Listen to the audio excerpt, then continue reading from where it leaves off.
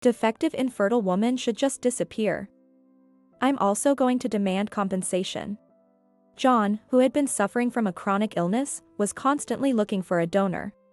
Despite supporting him through everything, he suddenly declared he wanted a divorce. Stunned and unable to comprehend, I was finally pushed to decide on divorce by his harsh words. I simply replied, "Fine," and we got divorced. The next day, while unpacking at my new place, I found 27 missed calls from John. Even though he finally realized the gravity of the situation, it was too late. I'll make him see hell. My name is Emily. I've been married to John for 7 years. Our marriage has been a difficult and harsh journey. It all started with suspicions of infertility since we couldn't conceive a child. We were the only ones among his siblings without children. His mother would constantly ask about grandchildren, and John continued loveless acts just to have a child. Every visit to his family left me feeling more and more mentally drained, as his siblings and their wives looked at me with pity. "Hey, do you think maybe you're infertile?" In the 3rd year of trying to conceive. Since there was no sign of conceiving, John finally started to suspect that I was infertile. I've also been worried and did some research. If we haven't had a child in 5 years, it's a possibility we can't ignore. Seriously? A woman who can't have kids is the worst. It's practically fraud. What? I couldn't believe what I was hearing. Why is it all my fault? Of course it is. I've never heard of male infertility, and none of my friends have it. It's usually the woman's fault. There's no way I could be in such a rare case. Infertility isn't just a woman's issue. Men can be infertile too, and without any tests, it was unfair to blame me entirely. It's not right to decide whose fault it is without tests. What's important is to figure out if we have infertility and then decide how to move forward. Shouldn't we think about the future? If we find out you're infertile, it's over. A friend is doing IVF, and it's ridiculously expensive. I don't want a kid that badly. I'll just tell my parents you were infertile, and they'll give up on grandchildren. That's the end of the story.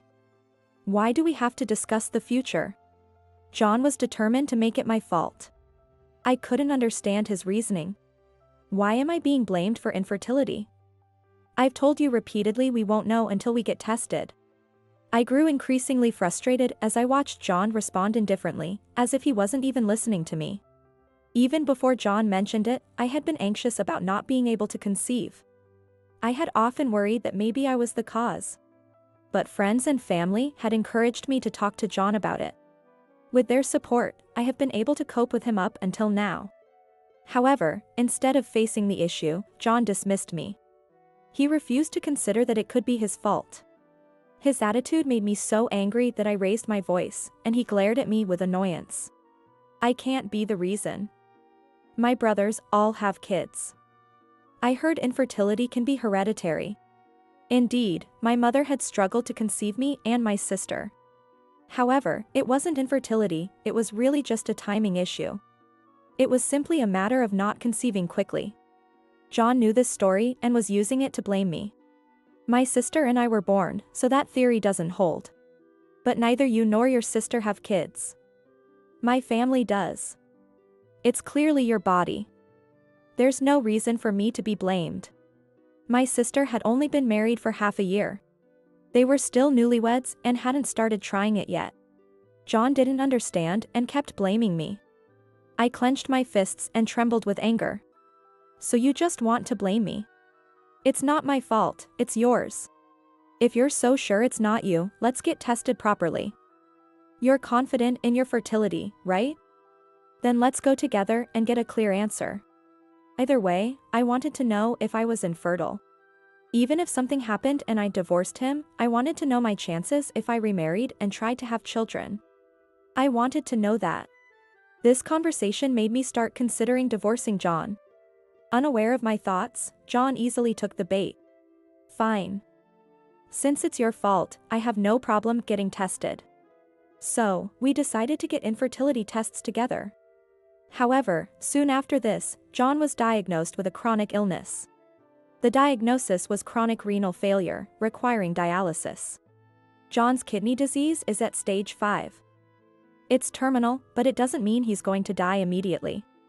Dialysis treatment can maintain his current condition. I couldn't believe what the doctor was saying. Terminal chronic renal failure, stage 5. The words kept repeating in my mind, making my head spin. I couldn't process what the doctor was saying. John will need to visit the hospital regularly. He'll undergo hemodialysis 4 times a week, for 4 hours each time. If this doesn't improve his condition, we'll switch to peritoneal dialysis, which will require hospitalization. Treatment options include APD, done overnight, or CAPD, done 4 to 6 times daily. Dr. Johnson, will this improve John's health? It sounded like palliative care rather than a cure. When I asked for clarification, the doctor looked solemn.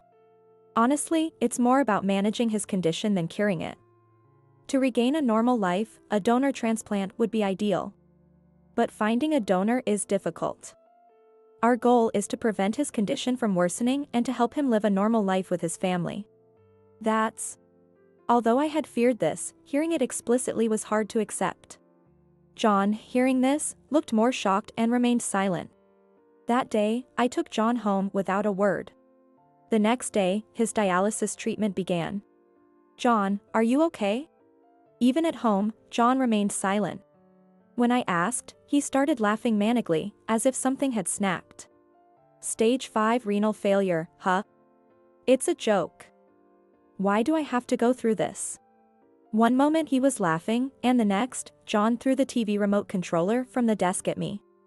Startled, I let out a small scream and covered my face with my hands. It's all because I married you. How can you say that? John was clearly the most shocked by the diagnosis.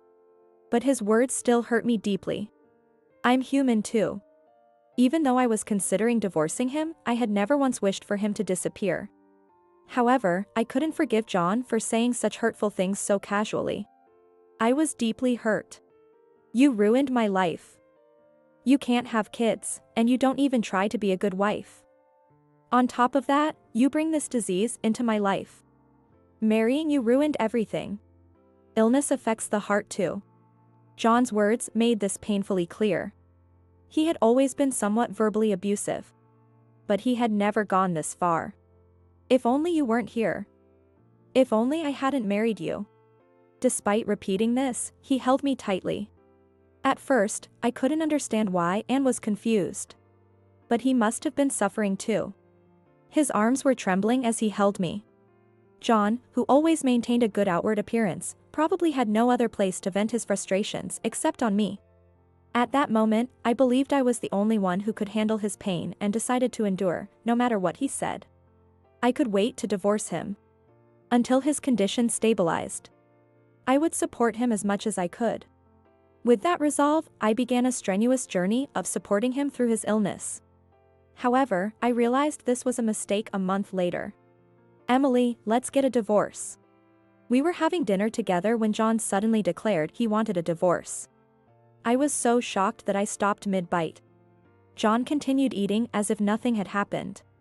What? What did you just say? Didn't you hear me?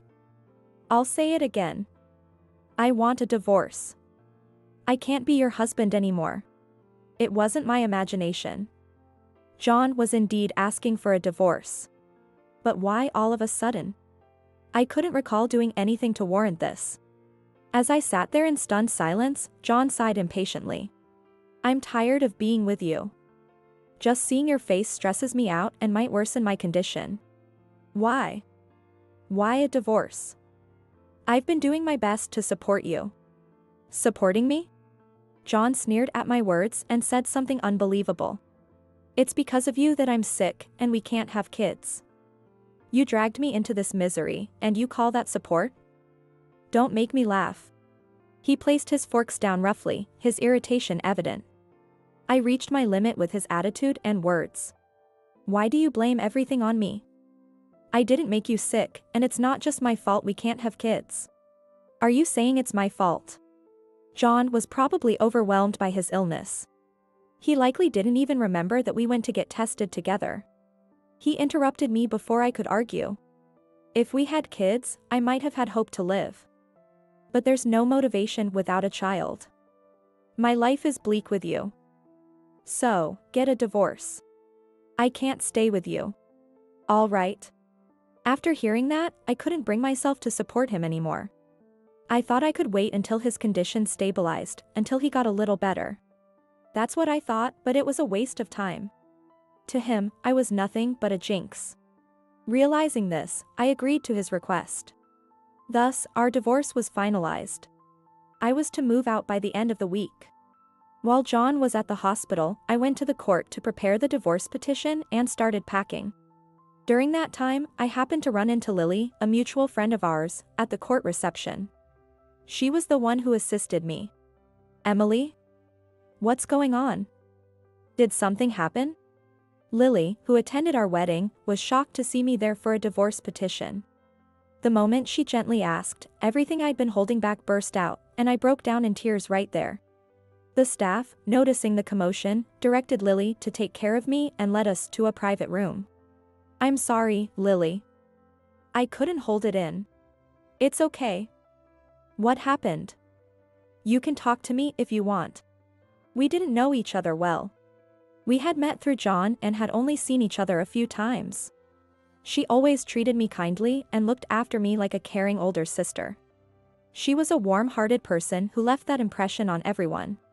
Actually, I seriously hesitated about whether to tell her everything. She was John's friend. If I wasn't careful, she might tell him everything.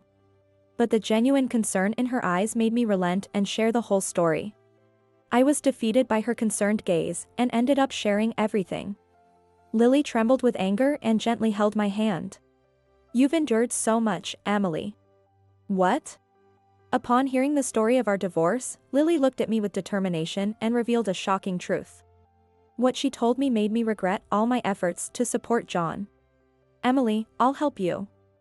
Let's make him pay for what he's done. Are you sure? Lily, you're also John's friend. He's no friend of mine. Anyone who treats such a supportive wife like that doesn't deserve my loyalty. Lily's supportive words filled me with joy. I'll give you my full support. Let's make John pay. Yes. With Lily's help, I decided to seek revenge on John. That night, after John returned from the hospital, we filled out the divorce petition. I finished packing, ready to leave the next day. Finally, I get to be rid of you. I won't have to see your useless face anymore.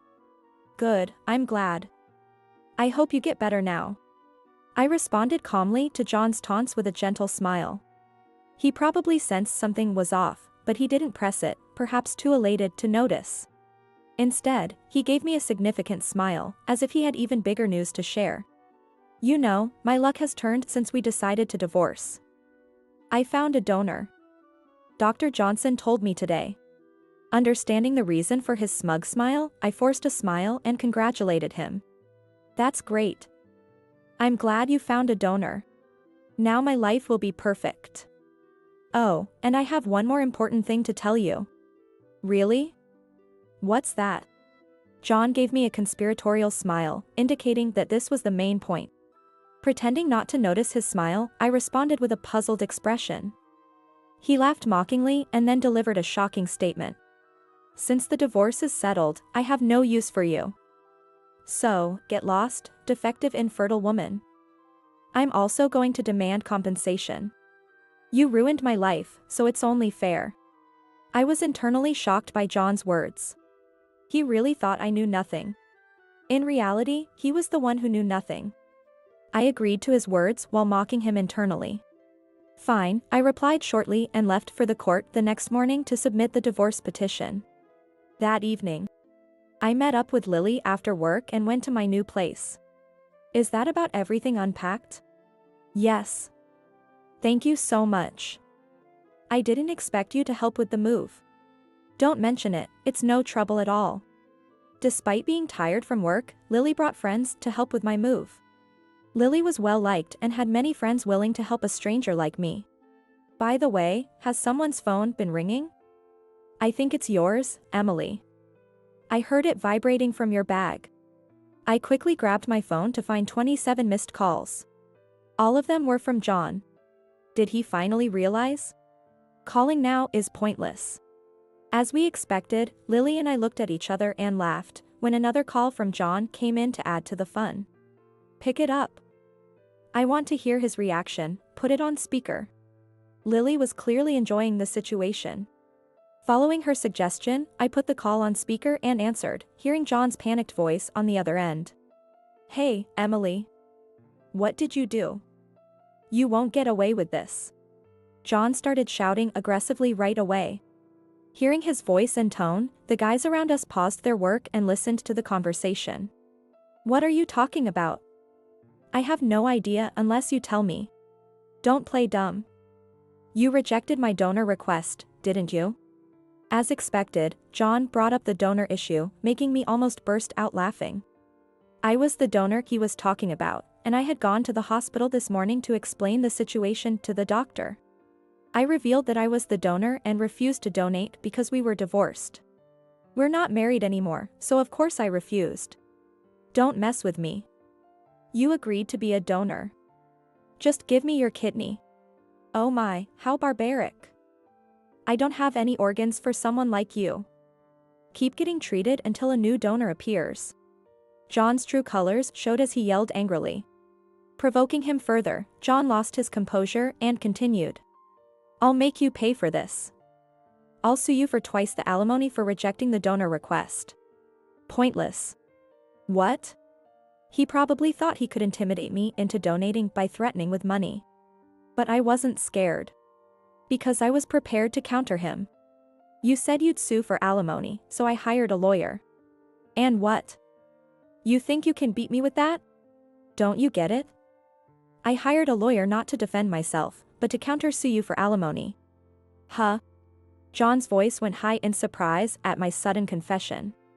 Then, I dropped the bombshell. You had a mistress while we were married.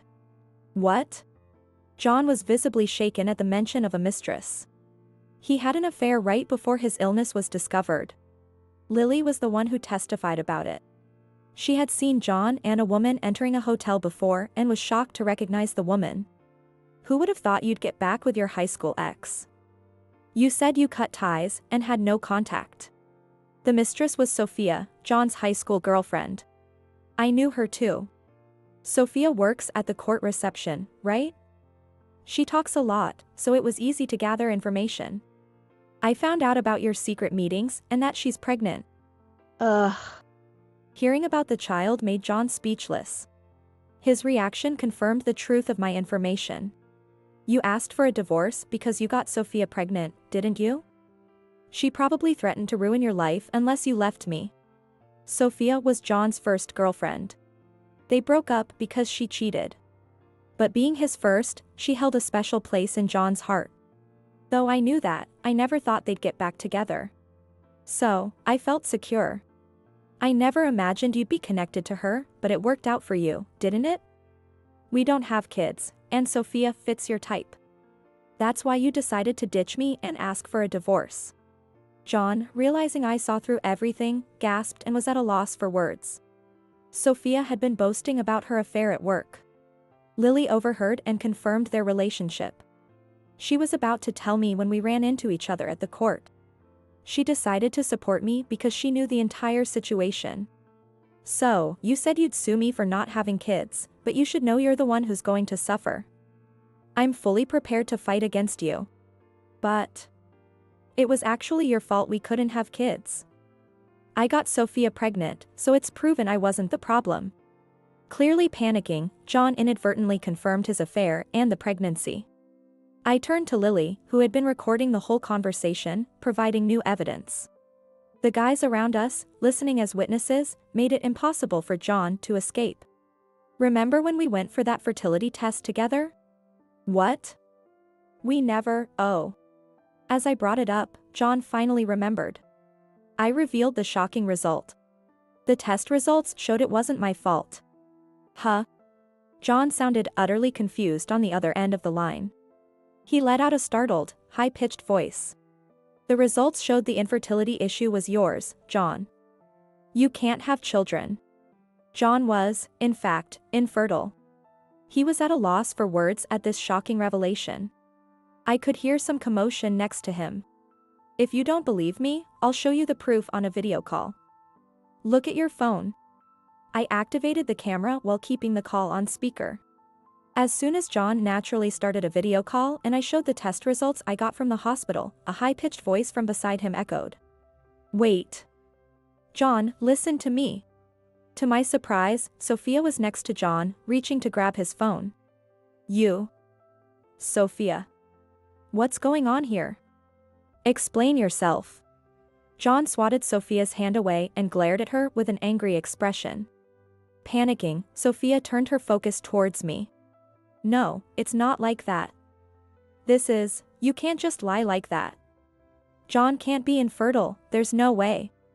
The unexpected situation made my heart race with excitement. The guys around are all super interested in the soap opera level drama unfolding. As Sophia started to lose her composure, Lily popped her face into the video call. Well, Sophia. What are you doing there? Weren't you supposed to be on a date with that hotshot businessman today? Lily. Both of them looked at the screen in surprise, clearly not expecting to see Lily. Finding the situation amusing, Lily continued with a smirk. You always brag about your men at work, but I never thought you'd go after John too. How many guys this month? You're always boasting about how many you reel in each month, right? Stop it. Don't say such ridiculous things. Lily's unexpected revelation made Sophia pale. Hearing this, John trembled with rage and shouted. What's the meaning of this, Sophia? Whose child is that? Of course, it's yours, John. Lily is just talking nonsense. Are you going to believe her over me? That's quite an accusation. Why would you call me a liar? How about you explain this recording? Enjoying the drama, Lily started playing an incriminating audio recording. Sophia, what are you going to do with the baby? That businessman said he wouldn't acknowledge the child, right? The audio was recorded within the court, seemingly in a break room or somewhere similar, by Lily. It captured a conversation between Sophia and several female staff members. Yeah, but I don't want to raise a child on my own. There's a guy who's totally into me right now, I'm thinking of pinning it on him. You're so bad. How do you plan to pin it on him?